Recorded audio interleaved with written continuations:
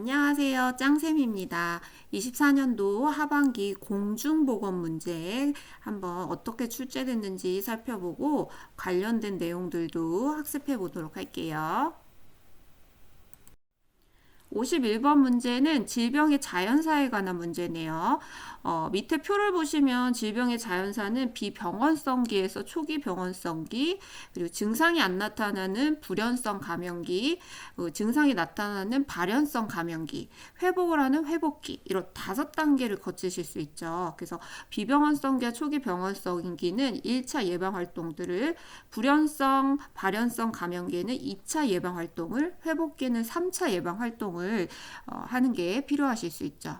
보기를 한번 보시면 1번에 1차 예방 회복기다 돼 있어요. 회복기는 3차 예방 활동이죠. 재활과 사회복귀를 하시는 게 필요해요. 2번에 보시면 증상 발현하는 감염기이실 때는 임상 질환이 막 나타나는 시기죠. 2차 예방 활동으로 악화 방지라든지 적극적인 진단 치료를 하시는 게 필요하실 수 있죠. 3번에 무증상 발현성 감염기에는 조기 진단과 조기 치료가 필요한 2차 예방 활동이 필요하실 수 있죠. 4번에 비병원성기예요. 평소에 이제 건강한 상태라고 보시면 되겠죠. 1차 예방 활동을 하시는 거죠. 환경위생관리라든지 건강증진 활동들을 하시는 게 필요해요. 5번에 초기 병원성기예요. 병원체가 이제 유행하는 시기이기 때문에 이때는 예방접종이라든지 하시는 게 필요하실 수 있죠. 그래서 이때는 1차 예방활동을 시행한다 하시는 게 필요하실 수 있어요. 52번 문제는 대소변을 통해서 오염된 식수나 음식물로 전파되는 감염병이 뭐냐 물어보는 문제였죠. 1번에 있는 장티푸스가 대표적이죠. 세균성 감염이죠. 아래 표를 보시면 이제 대소변이나 오염된 식수로 감염되는 질병 중에 세균은 장티푸스, 콜레라, 세균성 이질, 파라디푸스가 대표적이죠. 바이러스에는 이제 폴리오와 유행성 간염 A형이 되실 수가 있어요. 그리고 이런 장내 감염으로 오염이 되는 감염병들은 대개 2급 감염병이죠. 그래서 2급 감염병이다 해주시면 돼요. 특히나 장티푸스는 발열과 오한, 장미진이 나타나고 테스트로는 위달 테스트를 하실 수 있어요. 보기도 관찰 살펴보시면 2번에 말라리아는 모기를 매개로 감염되는 질병이죠. 그리고 3번에 있는 백일해 같은 경우는 비말 감염이에요. 호흡기를 통해서 감염이 되죠. 4번에 황열 같은 경우는 모기 매개로 감염이 되고 고열이나 출혈 증상이 나타날 수 있어요. 홍역 같은 경우는 공기 매개 감염이죠. 바이러스 감염이라고 보시면 되겠어요. 53번 문제는 만성질환에 관한 설명이에요. 1번부터 보기 보시면 질병의 발생 시점이 불분명하다 해주셔야 되죠. 이번에 짧은 기간이 아니죠. 3개월 이상의 오랜 기간의 경과가 발생을 한다 해주셔야 돼요. 3번에 질병의 직접적인 원인이 다양하죠. 명확하지 않고 다양하다 해주셔야 돼요. 4번에 연령 증가에 따라 유병률은 증가한다 해주셔야 되죠. 급성질병 같은 경우에 발생률이 증가하고 만성질환은 유병률이 증가하실 수 있어요. 5번에 갑작스러운 유행이 예견되어 격리가 필요하다. 급성질병의 특징이라고 보시면 되죠. 만성질병은 발생 시점이 불분명하기 때문에 이렇게 격리라든지 예견하기가 어렵다라고 보시면 돼요. 그 만성질환은 호전과 악화를 계속 반복해요. 계속 나빠지는 방향으로 진행을 하고 기능장애가 발생할 수 있다는 특징이 있다라고 보시면 되겠어요. 54번 문제는 보기에서 보시는 이제 증상을 보고 예방관리가 필요한 감염병이 뭐냐 물어보는 거죠. 10월, 12월에 감염된 설치류에 배설물이 접촉하지 않도록 야외 작업 시에 들이나 풀밭에 눕거나 옷을 벗어두지 않도록 한다. 이거는 한탄 바이러스가 유행할 때 신중호군 출혈열을 예방하는 방법이라고 보시면 되죠. 얘는 3급 감염병으로 바이러스에 의한 감염이에요. 발열이나 출혈, 신부전인 3대 증상이 나타나실 수가 있죠. 주의하셔야겠죠. 1번에 보시면 풍진 같은 경우는 2급 감염병이고 이제 얼굴에서부터 구진이 시작된다 해주시면 되겠고 수직 감염이 돼요. 그래서 초기 임신 2개월 전에 태반을 통해서 수직 감염된다 해주시면 되겠어요. 아이들이 백내장이라든지 난청이라든지 소두증이 발생할 수 있죠. 이번에 수족구 같은 경우는 4급 감염병이에요. 4급 바이러스 감염병이죠. 손발 구강 내에 입술에 작은 수포가 생기는 게 대표적이고 호흡기나 대변을 통해서 전파되실 수 있어요. 인플루엔자도 4급 바이러스 감염병이죠. 독감이라고 보시면 돼요. 비말 감염이 되고 갑작스러운 발열이나 피로감, 근육통이 대표적일 수 있죠.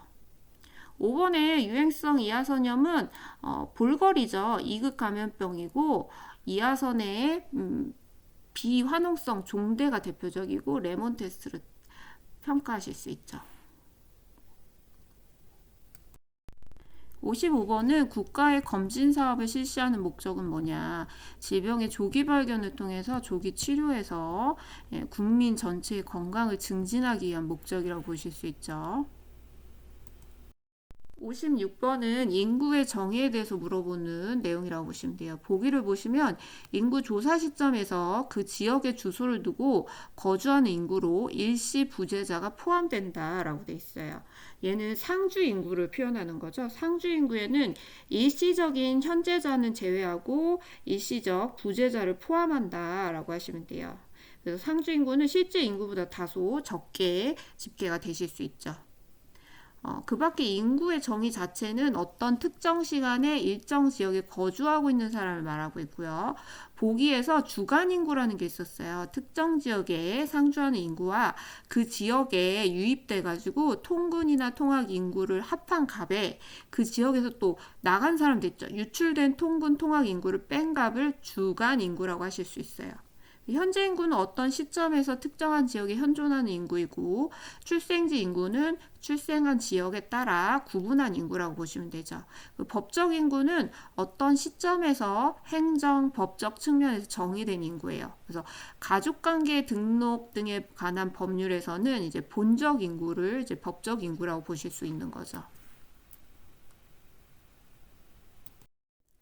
57번 문제는 모자보건법상의 임산부의 정의를 물어보고 있어요. 임신 중이거나 분만 후 6개월 미만의 여성을 이제 임산부다라고 표현하실 수 있죠. 그 밖에 보시면 영유아는 출생 후 6년 미만의 아이들을 말하고 있고요. 미숙아는 신체 발육이 미숙한 채로 출생한 영유아를 말한다라고 돼 있어요.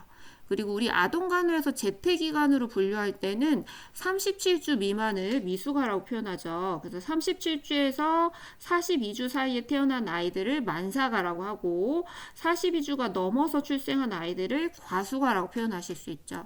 그리고 모성이란 정의가 임산부와 가임기 여성을 말하고 있고 우리 보건통계에서 가임기 여성은 15세에서 49세를 말하고 있죠.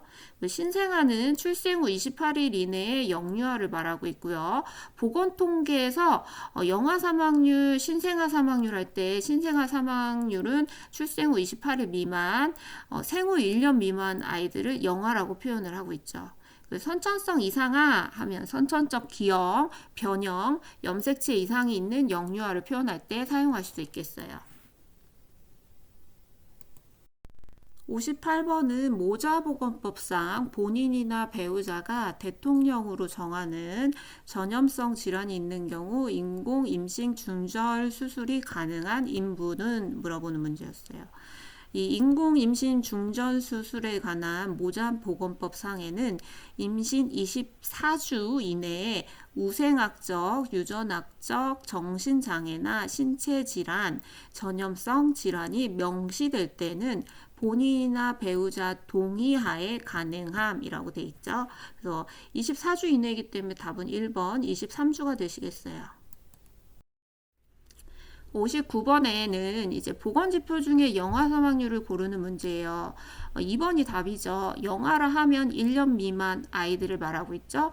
신생아 사망률 하면 28일 미만이 되실 수 있어요.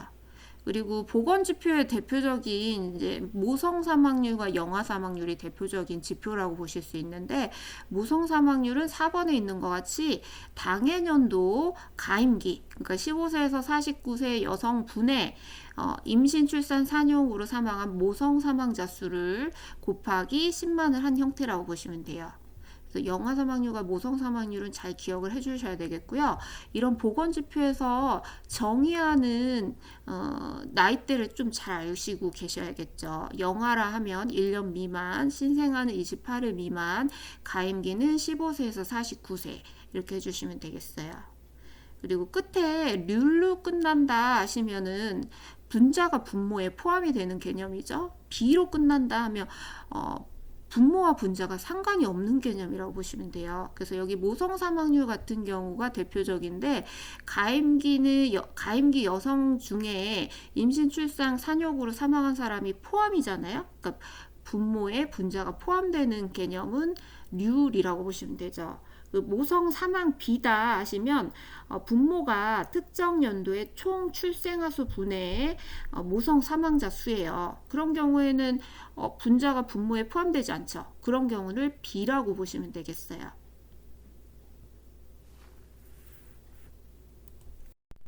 60번은 방어 기제에 대해서 물어보는 문제라고 보시면 돼요.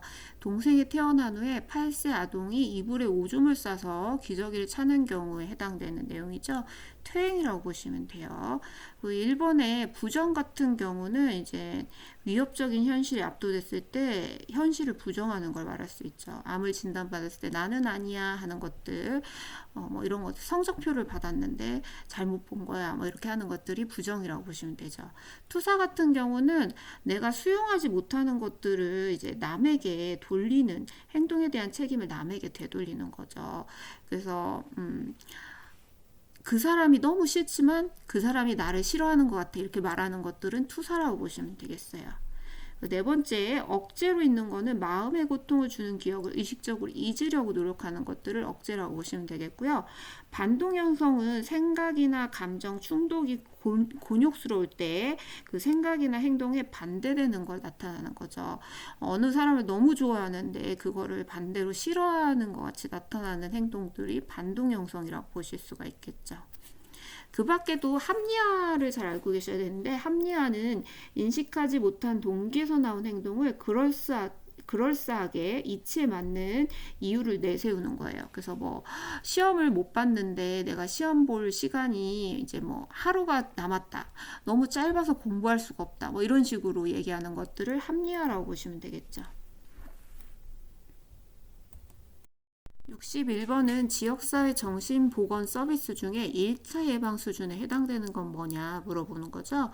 1번에 보시면 조기치료라는 거는 2차 예방에 해당이 되실 수 있고요. 집단 정신적인 요법을 한다는 거는 2차 예방이죠. 1번, 2번 보기와 같이 적극적인 정신질환의 기간을 감소하는 걸 목표로 하기 위해서 적극적인 치료를 하는 것들이 2차 예방이라고 보시면 되죠. 3번의 치매 예방 교육은 정신질환이 발생하기 전에 위기 경험을 이제 지지하거나 질환으로 이어지지 않게 예방 활동들을 하는 거기 때문에 1차 예방이라고 보시면 돼요. 4번의 납병원 서비스는 재활기관이기 때문에 3차 예방으로 보시면 되죠. 5번의 정신건강 성별 검사라는 거는 이제 정신질환을 판별하기 위해서 검진을 하는 거기 때문에 2차 예방에 속한다고 보시면 돼요. 그래서 1, 2차, 3차 예문 한번 같이 밑에 보시면 1차는 직장인의 스트레스 대처 프로그램, 지역 주민의 정신질환 교육, 가족폭력 상담, 홍보, 정신건강증진센터를 홍보하는 거, 이용할 수 있는 방법들을 알려주는 거, 이런 것들이 1차 예방이라고 보시면 돼요. 2차는 우울증 조기검진 사업이라든지 정신건강의학과에서 진료를 받는 거, 응급진료, 응급상담 이런 것들이 포함이 되고 치매 선별검사도 2차 예방에 해당이 되실 수 있어요. 3차는 사회적응을 위한 훈련을 실시하거나 태어난 자의 약물교육 이런 것도 추후간호가 3차에 속하실 수 있겠어요. 62번은 노인장기요양보험법에 장기요양기관에 입소해서 장기간 입소해서 수급자에게 신체활동 지원과 심신기능의 유지를 향상을 위한 교육, 훈련 등을 제공하는 장기요양급여는 뭐냐. 여기 핵심이 장기간 입소하여라고 보시면 되죠. 장기간 입소해가지고 하는 형태는 시설급여라고 보시면 되겠죠. 시설급여는 노인요양시설과 노인요양 공동생활가정이 있겠어요. 그 밖에 재가급여는 이제 집에서 생활하면서 방문을 통해서 이제 받게 되는 급여라고 보시면 되겠죠. 방문 요양, 방문 목욕, 방문 간호, 주야간보, 복지용구가 여기에 속하실 수 있죠. 특별연금 급여라고 있는데 특별연금 급여에는 가족 요양비, 특례 요양비, 요양병원 간병비가 포함이 되실 수가 있겠어요. 63번은 우리나라의 노인 인구에 관한 설명이죠. 노인 인구는 계속 증가돼서 고령화되고 있고 이번에 치매 환자 수는 계속 증가하고 있죠. 3번에 고혈압 환자 수는 계속 증가하고 있어요. 만성질병 계속 증가되죠.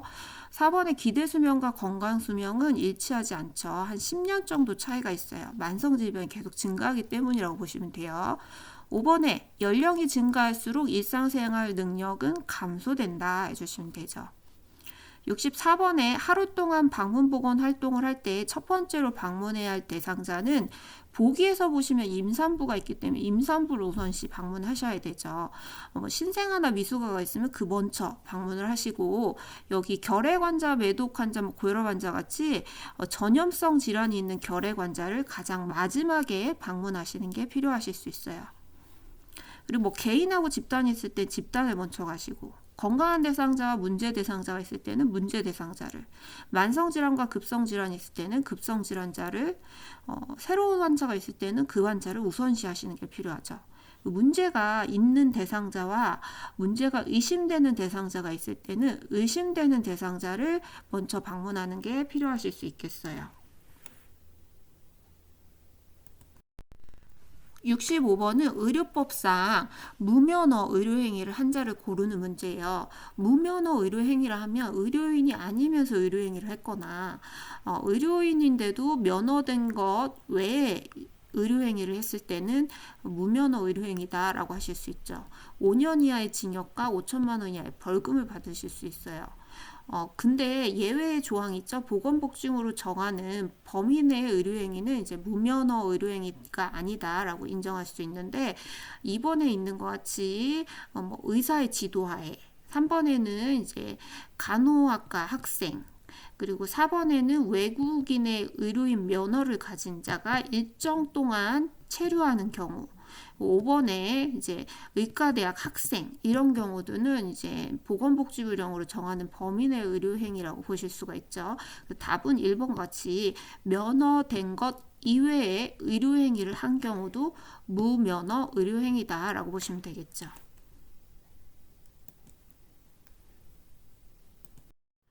66번 문제는 정신건강 증진, 정신질환자 복지서비스 지원에 관한 법률에 관한 문제예요.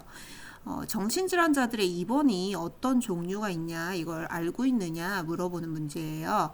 여기 보시면 정신질환자가 보호 의무자 2명이 신청하고 라고 돼 있죠. 보호할 의무자가 신청을 한 입원은 4번에 있는 보호 의무자에 의한 입원이라고 보시면 되죠. 입원한 날로부터 3개월 이내에 이제 다시 재심사를 해서 입원을 연장할지를 결정하실 수 있죠. 1번에 보시면 동의 입원이라는 게 있어요. 동의 입원은 정신질환자하고 보호 의무자가 이제 동의를 받아가지고 입원을 하는 경우죠. 이때는 이제 정신질환자가 퇴원을 요청할 때는 보호 의무자의 동의가 없을 때는 퇴원 요청을 지속적으로 입원이 필요하다 하는 경우에 병원 입장에서 72시간 동안 거절을 하실 수가 있어요. 두 번째 응급입원이라는 게 있죠. 응급입원은 자신이나 타인에게 해를 끼칠 위험이 있을 때 의사나 경찰 간의 동의로 정신의료기관에 입원하는 방법인데 입원은 3일까지 입원을 하실 수가 있죠. 자의입원이 있어요. 자의입원은 본인이 입원하는 거죠. 이때는 이제 퇴원도 본인이 원할 때 지체 없이 퇴원이 가능한 부분이라고 보시면 돼요. 5번의 시장, 군수, 구청장의 입원은 응급입원하고 거의 비슷하다고 보시면 돼요. 정신건강의학과 전문의나 정신건강 전문 요원이 요청을 해서 자신이나 타인에게 해를 끼칠 위험이 있을 경우에 시장, 군수, 구청장이 이제 입원을 명령할 수 있는 형태라고 보시면 되겠어요. 67번 문제는 결핵 예방법상 다음에 해당되는 용어는 뭐냐라고 나와 있죠. 보기 보시면 결핵에 감염이 됐어요. 결핵 감염 검사에서 양성으로 확인이 됐고 결핵에 해당되는 임상적, 방사선학적, 조직학적 소견은 없어요. 그리고 결핵균 검사에서도 음성이 확인됐다 하면은 잠복결핵 감염자라고 보시면 되죠. 그래서 결핵 감염 검사 뭐 PPD 테스트 같은 게 양성이 된 사람이라고 보시면 되겠죠. 1번에 보시면 결핵 환자가 있어요. 결핵 환자는 결핵균의 인체 내에 침입해서 임상적 특징이 나타나는 자로서 결핵균 검사, 객단 검사죠. 객단 검사에서 양성으로 확인된 자를 결핵 환자라고 보시면 돼요.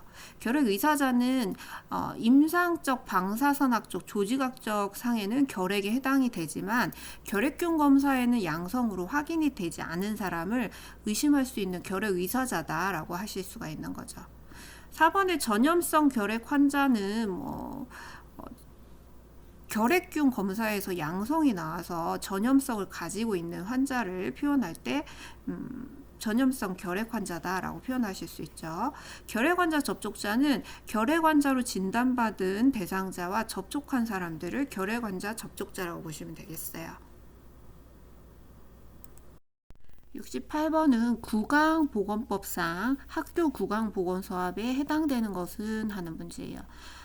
학교 구강보건사업은 구강보건교육, 구강건강진단, 집단 입솔질, 불소 용액 양치, 계속적인 구강건강관리를 신경 쓰는 게 이제 구강보건사업이라고 보시면 돼요. 학교 구강보건사업. 그래서 답은 5번이 되시는 거죠.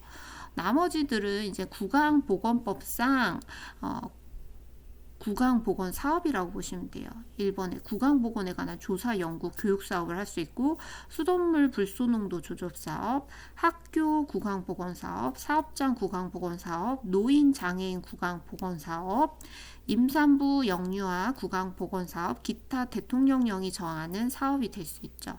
그래서 기출문제에 이제 구강보건법상 구강보건 사업의 대상자가 아닌 경우도 나왔었죠. 그래서 여기가 이제 학교, 사업장, 노인, 장애인, 임산부, 영유아가 대상자구나라고 알고 계시면 되겠어요.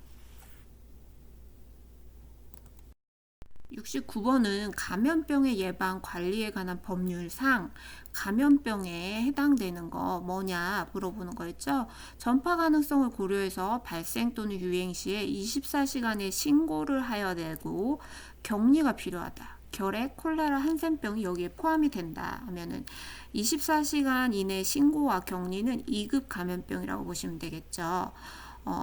유행 즉시 신고를 하고 음압 격리가 필요한 높은 수준의 격리를 한 다음에 1급, 발생 또는 유행 시 24시간의 신고까지만 하는 게 상급이라고 보시면 되겠죠. 표본 감시 활동이 필요한 감염병은 제4급이라고 보시면 되겠어요. 70번은 혈액관리법상 타인에게 수혈을 하기 위해 헌혈을 하기에 적합한 자는 누구냐라고 보고 있어요. 체열 금지 대상자를 고르실 수 있으면 되는 거죠. 1번에 보시면 C형 간염 환자, 2번에 후천성 면역 결핍증 환자는 질병 관련 요인 중에서 전염병에 해당되죠. 3번은 체온이 섭씨 38도인 자, 체중이 40kg인 여자는 건강진단 관련 요인에서 여자는 체중이 45kg 미만인 사람, 그리고 체온은 37.5도를 넘는 사람을 금기다라고 보시면 되겠죠. 그럼 3번, 4번도 안 돼요. 5번에 보시면 맥박 같은 경우는 50회 미만이거나 100회를 초과할 때 이제 체열 금지 대상자가 될 수 있죠. 78회는 정상이기 때문에 5번이 답이 되시겠어요. 그 밖에도 진료 처치 관련 요인 중에서는 임산부, 유산한 지 6개월 이내인 사람, 수혈한 지 1년이 안 된 사람, 체열일로부터 일정 기간이 경과되지 않은 사람, 과거에 경막, 각막, 이식 수술을 받은 자도 체열 금지 대상자가 되겠어요. 수고하셨습니다. 마치도록 할게요.